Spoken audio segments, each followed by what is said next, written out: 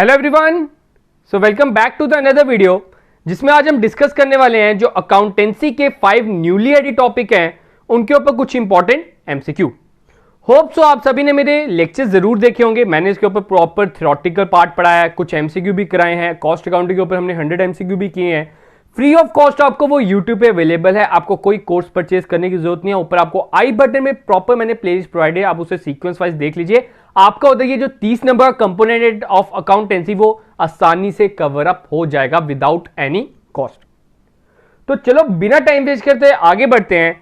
आज हम डिस्कस करेंगे इसके कुछ इंपॉर्टेंट एमसीक्यू। आप सभी को डर है कि 5 जो नए टॉपिक आए हैं, आप सभी को होता है 5 टॉपिक थोड़े से लेंथी हैं।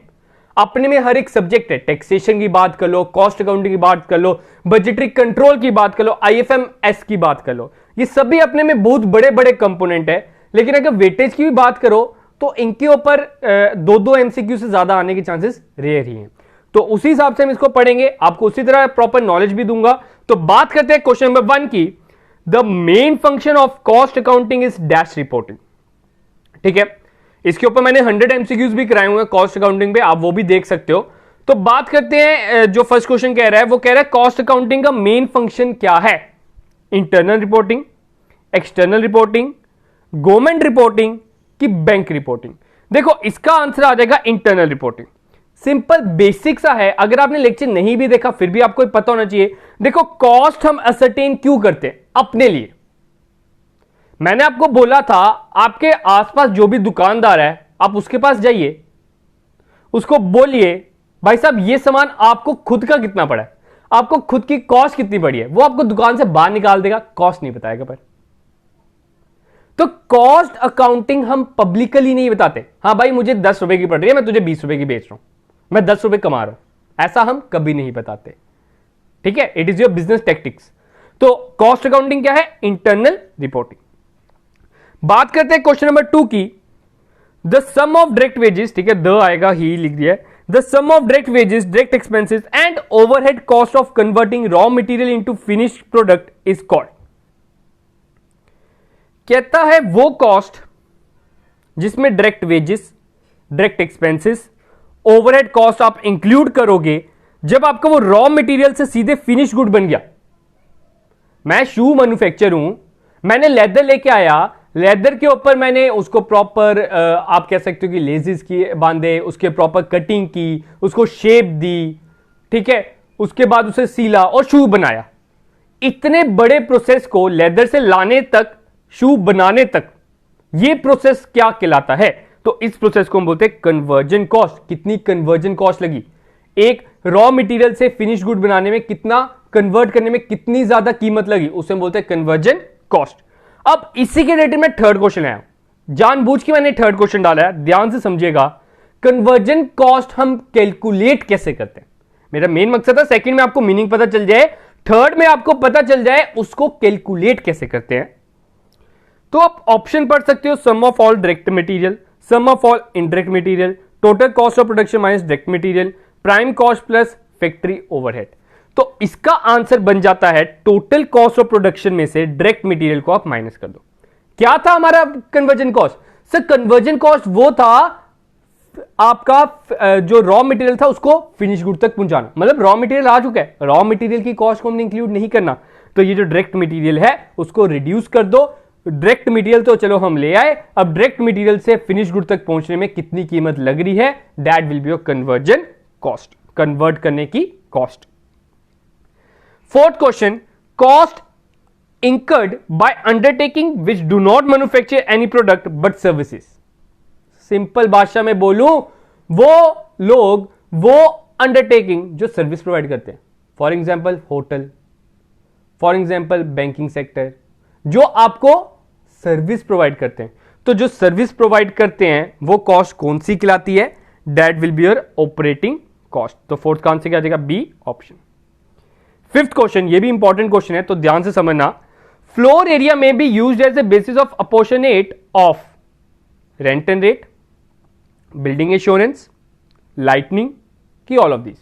देखो इसकी भी एक एग्जांपल देता हूं। मेरे पास एक बिल्डिंग है, ठीक है, बिल्डिंग का मैं रेंट देता हूं 10,000 रुपए, बिल्डिंग का रेंट मैं देता हूं 10,000 रुपए। अब उधर मैं दो प्रोडक्ट बनाता हूं, उधर मैं क्या करता हूं, दो प्रोडक्ट बनाता हूं। इधर एक मैं समझ लो शू बनाता हूं, इधर मैं शर्ट बनाता हूं, ठीक है। एक ही बिल्डिंग में दो चीजें बना रहा हूं, एक शू एक शर्ट। बिल्डिंग का रेंट दे रहा हूं 10,000, दोनों मैं ही बनाता हूं। अब क्या ये 10,000 का 10,000 मैं सीधे शू में ही डाल दूं, शू की कीमत में डाल दूं, शर्ट में कुछ नहीं डालूं? तो इसके लिए मैं क्या करूंगा, जो मेरा फ्लोर एरिया होगा मैं एस्टीमेट लगाऊंगा कि मुझे शर्ट के लिए कितना फ्लोर एरिया चाहिए, मुझे शू बनाने के लिए कितना एरिया चाहिए, उसके अकॉर्डिंग रेंट को अपोर्शनेट कर दूंगा।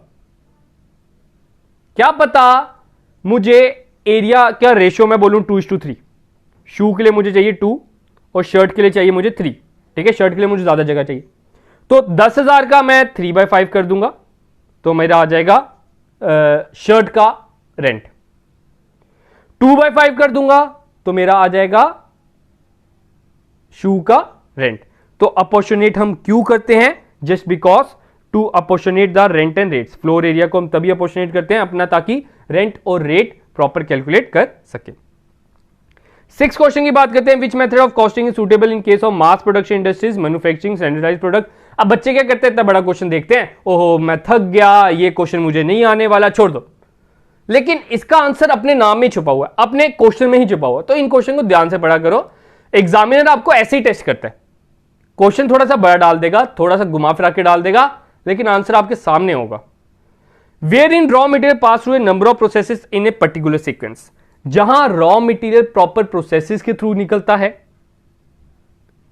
प्रॉपरली 4-5 प्रोसेस से निकलता है, उसमें वो कौन से मेथड यूज करेगा, तो उसमें वो प्रोसेस मेथड यूज करेगा। हाँ भाई, प्रोसेस 1 में मुझे इतनी कॉस्ट लगी, प्रोसेस 2 में मुझे इतनी कॉस्ट लगी, प्रोसेस 3 में मैंने ये किया तो प्रोसेस 3 में मुझे इतनी कॉस्ट लगी, एंड सो ऑन। ऐसे ऐसे प्रोसेस मेरी बढ़ती रही और प्रोसेस कॉस्टिंग ये कहलाएगी।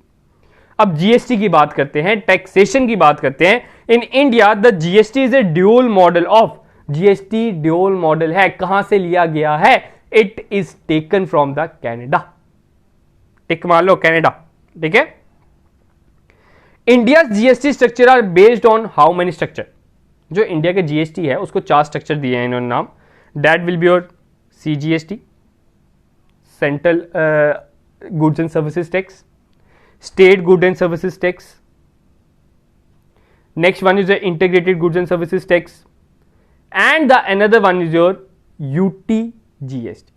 ये 4 आपके स्ट्रक्चर हैं जो आपने याद रखने हैं। तो it is based upon 4 structure. तो इसका आंसर क्या आ जाएगा, बी ऑप्शन।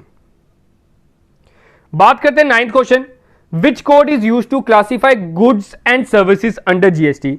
जीएसटी के अंदर हम ना गुड्स और सर्विसेज को क्लासिफाई करते हैं, और कौन सा कोड है मैं बता दूं, इसका आंसर आपका आता है B option, SSC and HCN code. अब इसकी फुल फॉर्म याद रखना, देखो बहुत कुछ नया सीखने को मिलता है आपको एमसीक्यू वीडियोस में भी। तो एसएसी की फुल फॉर्म आपकी आ जाती है servicing accounting code, servicing accounting code. और एचएसएन की फुल फॉर्म आ जाती है harmonised system of nomenclature. Harmonised system of nomenclature में आपके गुड्स आ जाते हैं और एसएसी में आपके सर्विसेज आ जाते हैं। इधर ना आपके प्रॉपर गुड्स को क्लासिफाई किया जाता है, ये 6 नंबर का एक कोड रहता है, आपको पता करना है कि आपका जो प्रोडक्ट है कौन से कोड में लाइक करता है। बस ये चीज है आपने याद रखना है जीएसटी के बारे में, तो जीएसटी में ये कोड यूज किए जाते हैं। 10th question, income tax act came into force on. अब आपका आंसर टिक हो जाएगा ये, तो मैं बता दूं ये गलत है। मैंने तो आपको बताया था that income tax act 1961 act तो ठीक है 1961, लेकिन लागू कब से हुआ था इधर पूछ रहे हैं, तो 1962 में स्टार्ट हुआ था। तो इसका आंसर बी ऑप्शन आएगा। एक तरह से अनाउंसमेंट 61 में हो गई थी, बन गया ये 61 में था, लेकिन लागू कब से किया गया, नया फाइनेंशियल ईयर अगले साल से इन्होंने लागू करने की कोशिश की। That will B 1 April 1962। 11th question की बात करते हैं, previous year can be a period of, और 12th क्वेश्चन की assessment year can be a period of. आपको पहले पता होना चाहिए प्रीवियस ईयर क्या, असेसमेंट ईयर क्या, मैंने आपको टैक्सेशन में पढ़ाया था। बात करें इस टाइम का असेसमेंट ईयर क्या चल रहा है, इस टाइम का असेसमेंट ईयर है 2021 टू 2022, जिसमें आप अभी हो। आप कौन से फाइनेंशियल ईयर में? 21 टू 22। प्रीवियस ईयर हो गया 1 अप्रैल 2021 के पिछले वाला साल, उसके पिछले वाला दिन, वो सारे क्या हो गए? Previous year. हम क्या करते हैं असेसमेंट ईयर में? अपने प्रीवियस ईयर की इनकम को कैलकुलेट करते हैं। क्या करते हैं? जो हमने 1 अप्रैल 2021 से पहले कमाया होगा उसको हम कैलकुलेट करेंगे और उसके ऊपर टैक्स हम देंगे। That will be a previous year. तो ये दोनों क्वेश्चन इंटरलिंक्ड है। मैं आपको बता दूं, आपने याद रखना है, आपका असेसमेंट ईयर हमेशा 12 महीने का होता है, ओनली 12 मंथ। लेकिन अगर प्रीवियस ईयर की बात करूं, ध्यान से सुनना, अगर मैं प्रीवियस ईयर की बात करूं, that will be your 12 month और लेस देन 12 मंथ। 12 महीने से बड़ा नहीं हो सकता। बात करते हैं, आपने एक नया बिजनेस स्टार्ट किया, प्रीवियस ईयर कब से है? 1 अप्रैल 2020 से लेकर 31 मार्च 2021 तक हमारा प्रीवियस। अगर अभी रिसेंट की बात करूं, आपने बिजनेस स्टार्ट ही 1 दिसंबर 2020 से किया, तो 6 महीने कैसे हो गए? 1 दिसंबर 2020 से बिजनेस स्टार्ट किया और उसका प्रीवियस ईयर कब खत्म होगा? 31 मार्च 2021 में खत्म हो जाएगा। तो उस टाइम पे आपका प्रीवियस ईयर 3-4 महीनों का भी हो सकता है, 1 महीने का भी हो सकता है, लेकिन 12 महीने के ऊपर नहीं हो सकता, 12 महीने से छोटा हो सकता है। लेकिन अगर असेसमेंट ईयर की बात करें, वो हमेशा 12 महीनों का ही होता है।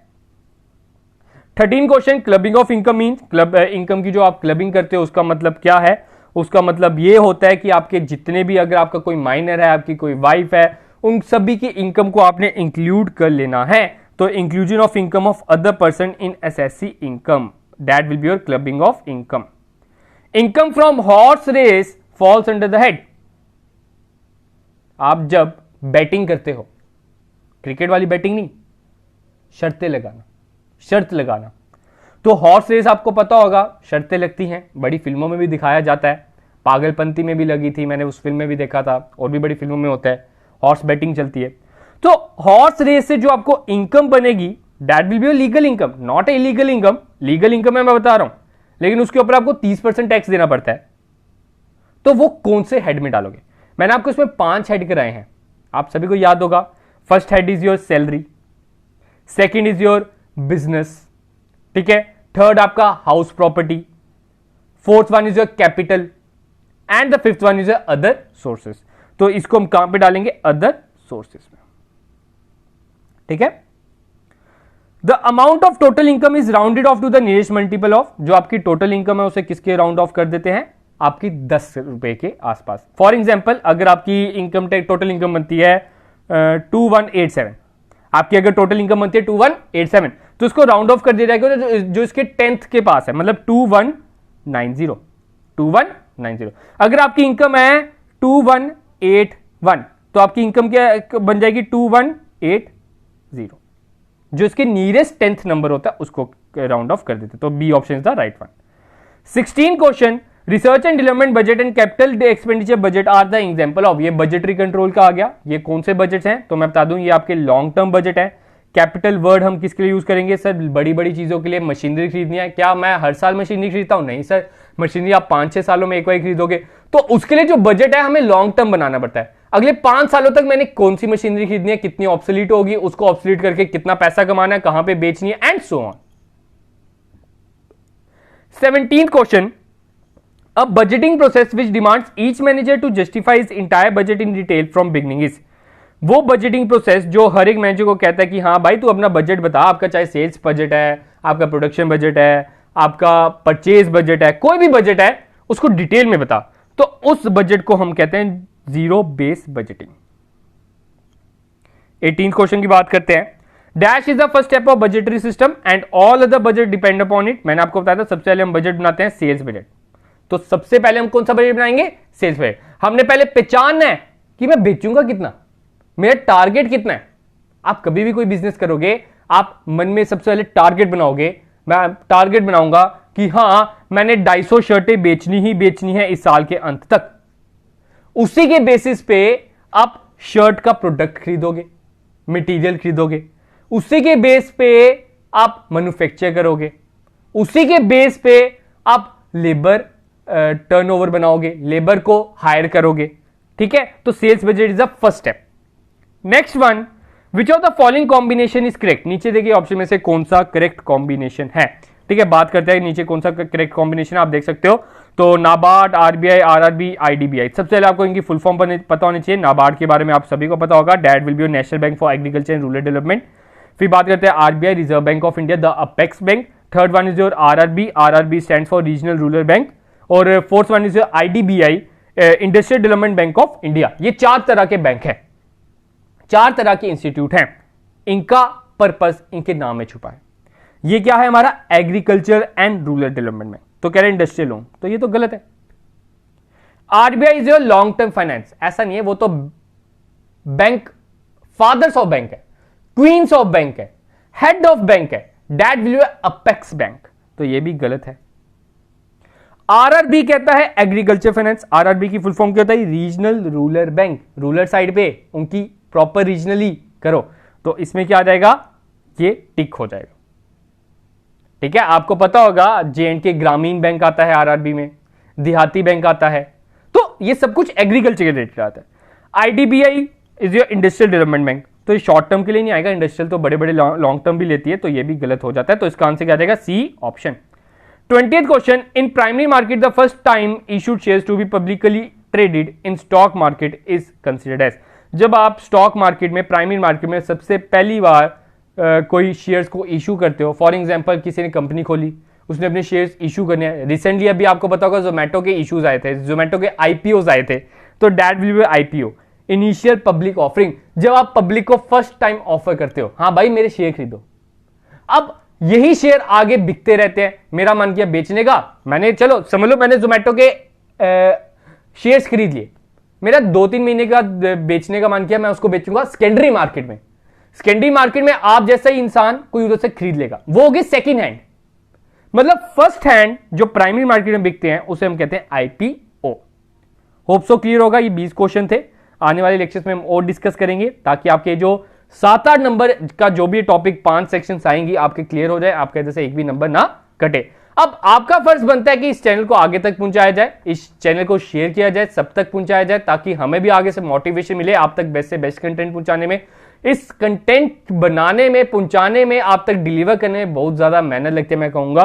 तो आज का अपना लेक्चर इतना ही रखते हैं, तो होप सो आप हमारी मेहनत को परखेंगे, हमें समझेंगे। तो आज का इतना ही रखते हैं, तो शेयर जरूर कीजिएगा, लाइक जरूर कीजिएगा, सब्सक्राइब जरूर कीजिएगा। तो मिलते हैं कल अपने नए लेक्चर के साथ, तब तक के लिए अलविदा एंड गुड नाइट।